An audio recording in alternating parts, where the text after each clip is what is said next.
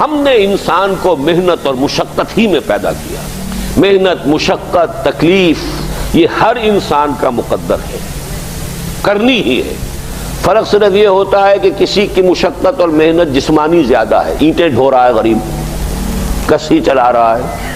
کسی کی محنت مشقت ذہنی زیادہ ہوتی ہے، بیٹھا ہوا تو ہے آرام کرسی پر، ریوالونگ چیئر ہے بڑی آرام دہ، لیکن اس کی جو ذہنی مشقت جو وہ کر رہا ہے. جو جسمانی مشقت کرتا ہے وہ رات کو پاؤں پھیلا کر سوتا ہے، چاہے روٹی بھی پوری نہ ملی ہو، لیکن اسے پتہ نہیں ہوتا رات کب گزر گئی. اور یہ دوسرے جو ہوتے ہیں انہیں رات کو بھی نیند نہیں آتی، مخملی گدیروں پر بھی نہیں آتی. انہیں ضرورت ہوتی ہے ہپنوٹکس کی بھی، سیڈیٹیوز کی بھی، ٹرینکولائزرز کی بھی، یہ ساری چیزیں وہاں چلتی ہیں، اس لیے کہ ان کی جو کوفت ہے وہ کسی اور قسم کی. لیکن بچا ہوا کوئی نہیں ہے. محنت، مشقت قرآن نے اتنی قسمیں کھا کر اللہ نے کہا ہے. ہم نے انسان کو، یہاں کسی انسان کی تخصیص نہیں ہے. محنت، مشقت، اور اس محنت مشقت کے ساتھ اس میں غالب نے ایک اور رنگ داخل کیا ہے، اس کے ساتھ غم بھی. مثلا حیوان اور انسان میں کیا فرق ہے؟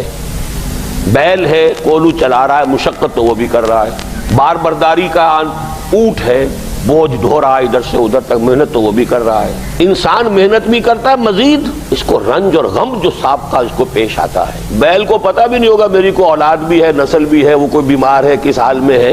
گائے کو بھی اپنے بچے کی خبر ہوگی، وہ چھوٹا سا جب ہے دودھ پیتا ہے، اس کے بعد اسے کیا پتا وہ کہاں گیا کہاں نہیں ہے. انسان کو جو تکلیفیں جھیلنی پڑتی ہیں، پھر جو غم جھیلنے پڑتے، وہ حیوان کے لیے نہیں ہے، یہ انسان کے لیے. اسی لیے کہا غالب نے کہ قید حیات و بند غم اصل میں دونوں ایک ہیں. موت سے پہلے آدمی غم سے نجات پائے کیوں؟ تو یہ مشقت اور غم دونوں کو شامل کر لیجئے. انسان کا معاملہ حیوان سے بدتر ہے اس پہلو سے. کبھی کسی بیل کو، اونٹ کو وہ صدمہ نہیں ہوا ہوگا کہ بیٹا نے سینے تان کر کہا ابا جان آپ چھوڑیے، آپ کیا باتیں کرتے ہیں، آپ دقیانوسی باتیں کرتے ہیں، اب زمانے کا رنگ بدل گیا. وہ جو بوڑھے باپ کو جو اس وقت صدمہ پہنچتا ہے، یہی ہے وہ جس پر میں نے اپنی جوانی کھپائی ہے، جس میں میں نے اپنے آپ کو انویسٹ کیا ہے. آج یہ میرے سامنے کھڑا ہو کر کیا کہہ رہا ہے. اور یہ تو میں نے بڑی ہلکی مثال دی ہے.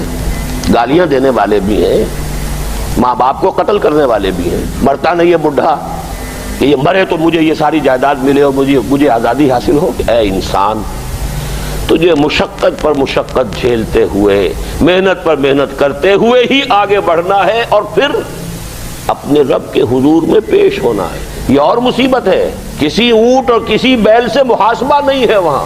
اس روز کہے گا کافر کاش میں مٹی ہوتا، انسان بنا ہی نہ ہوتا میں، جسے آج ہم بہت بڑا شرف سمجھ رہے ہیں، شرف انسانیت. کاش کہ میں مٹی ہوں، یہ انسان کی حیثیت مجھے دی ہی نہ جاتی کہ میں آج یہاں کھڑا ہوں جواب دے کے.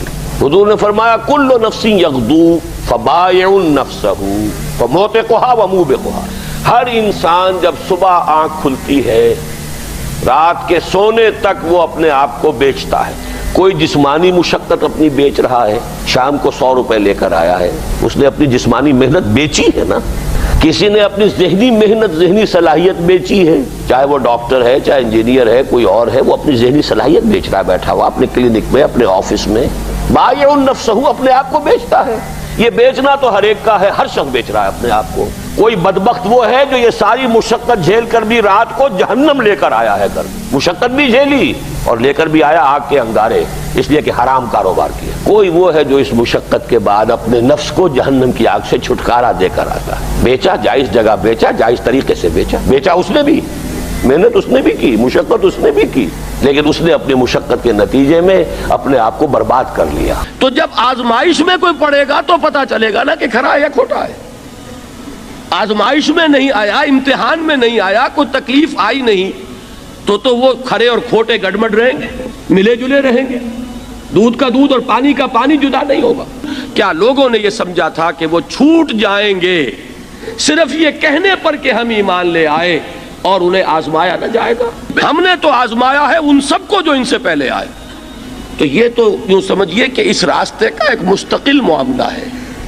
جو آئے سوچ سمجھ کر آئے کہ یہ شہادت گاہ الفت میں قدم رکھنا ہے. لوگ آسان سمجھتے ہیں مسلمان ہونا. جس نے کہا آمنت باللہ، ہم نے آزما لیا. سچ مچ کا یہ ہم پر ایمان کا دعوے دار ہے یا جھوٹ موٹ کا دعویٰ کر رہا ہے؟ یہ سچ مچ کا عاشق ہے یا جھوٹ موٹ کا عاشق ہے؟ ظاہر بات ہے کہ امتحان نہ ہو، آزمائش نہ ہو تو کیسے ان کے مابین تمیز ہوگی؟ کہہ تو دیا سب نے آمنت باللہ. اب ذرا تھوڑی دیر کے لیے ہم بھی اپنے گریبانوں میں جھانکے. ہم بھی کہتے ہیں نا اللہ کا ہمارا ایمان ہے اللہ پر، آخرت پر، رسول کا عشق کا بھی دعویٰ ہے، اور جب نعتیں ہم سنتے ہیں تو بڑے جھومتے ہیں، لیکن یہ کہ واقعتاً آدمی جھانکے اپنے قلب کی گہرائیوں میں کہ یہ ہم کتنے کچھ سچے ہیں اپنے اس دعویٰ ایمان میں۔ جہاں کوئی معاملہ آیا، اگر ہم اس دین کے اس حکم پر عمل کرتے ہیں تو اتنا نقصان ہوتا ہے، اس حکم کو پیچھے ڈال دیں تو اتنا نفع ہوتا ہے۔ سچ بتائیے کہ ہم میں سے اکثریت کا فیصلہ کس بات کی طرف جائے گا؟ دین کا حکم پس پشت، دنیاوی مفاد وہ مقدم۔ تو معلوم ہو گیا کہ ہمارا یہ دعویٰ جو ہے اللہ پر ایمان کا اور آخرت کے یقین کا جھوٹا دعویٰ ہے۔ کیوں اللہ کی طرف سے یہ چیزیں آتی ہیں؟ دیکھو، کوئی مصیبت تم پر نہیں آ سکتی، نہیں آتی مگر اللہ کے اذن سے۔ وَمَن يُؤْمِن بِاللَّهِ، اور جو شخص اللہ پر ایمان رکھتا ہو، یہدِ قلبہ، اللہ اس کے دل کو ہدایت دے دیتا ہے، اس کے دل کو سکون عطا کر دیتا ہے، وہ راضی برضائے رب ہو جاتا ہے، اس میں شکوہ نہیں رہتا، اس میں شکایت نہیں ہوتی، اس میں تلخی نہیں ہوتی، کیوں ہو گیا، کیسے ہو گیا، کیوں ہو گیا، نہیں ہونا چاہیے، نہیں۔ یہ سارا جو پیچ آدمی کھاتا رہتا ہے نا، اندر ہی اندر وہ جو پیچ کھا رہا ہے، یہ سب پیچ سے نجات نہیں گئی۔ پہلی بات یہ کہ یہ اللہ کی طرف سے آزمائش کے طور پر آتی ہے۔ آزمائش، میرا بندہ اس پر صبر کرتا ہے یا نہیں، یا میرے خلاف بکواس کرنے پر آمادہ ہو جاتا ہے۔ اللہ تو ایسا ہے، اللہ نے تو ہم پر کبھی کرم کیا ہی نہیں ہے، اللہ تو ظالم، معاذ اللہ معاذ اللہ معاذ اللہ۔ کہیں ایسا تو نہیں، میرا بندہ جو ہے تکلیف کو جھیلتا ہے میری وجہ سے، یہ سمجھ کے کہ اللہ کی طرف سے آئی۔ یہ سب جو ہے یہ بہت بڑی کامیابی ہے اگر انسان کو حاصل ہو جائے۔ اور اس صبر کے نتیجے میں دو اور باتیں پیدا ہوتی ہیں۔ یہ مضامین علیحدہ علیحدہ دروس کے اندر آتے رہے ہیں، لیکن آج ایک نئے عنوان کے تحت جمع ہو کر آ رہے ہیں۔ پہلی بات یہ ہوتی ہے کہ یہ امتحان کا نتیجہ کیا نکلتا ہے کہ آپ نے ایک امتحان پاس کیا تو آپ کے اگلے درجے میں ترقی ہو جاتی ہے۔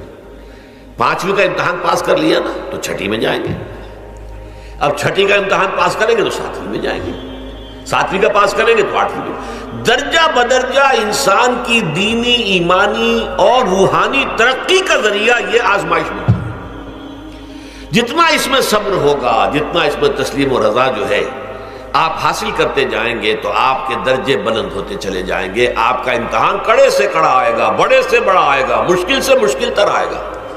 ایک وقت میں ایم اے کا امتحان بھی آپ کو دینا ہوگا، ایک وقت میں ہو سکتا ہے پی ایچ ڈی کے لیے تھیسس آپ لکھیں، پھر اس کے اوپر جو ہے ٹیم بیٹھی ہوئی اور آپ سے وہ بحث کرے، جرا کرے آپ سے، وہ بھی کرنا ہوگا۔ لیکن یہ کہ اگر پرائمری ہی میں فیل ہو گئے تو اس کا سوال ہی پیدا نہیں ہوتا کہ کبھی آپ ایم اے کا یا پی ایچ ڈی کا تھیسس بھی لکھیں۔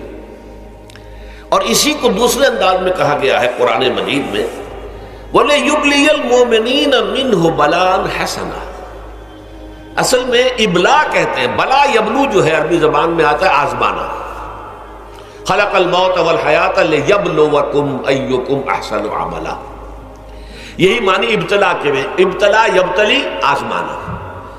ابلا یبلی جو آتا ہے باب افعال سے، اس میں آتا ہے کسی کو کسی تکلیف میں ڈال کر اس کو نکھارنا، کہ اس کا جوہر نکھر جائے، اس کے اندر جو خیر ہے وہ اور چمک جائے، لوگوں کو بھی معلوم ہو جائے کہ یہ شخص اس مقام کا اہل ہے، اس کے اندر یہ صلاحیت ہے، اس میں یہ قوت موجود ہے۔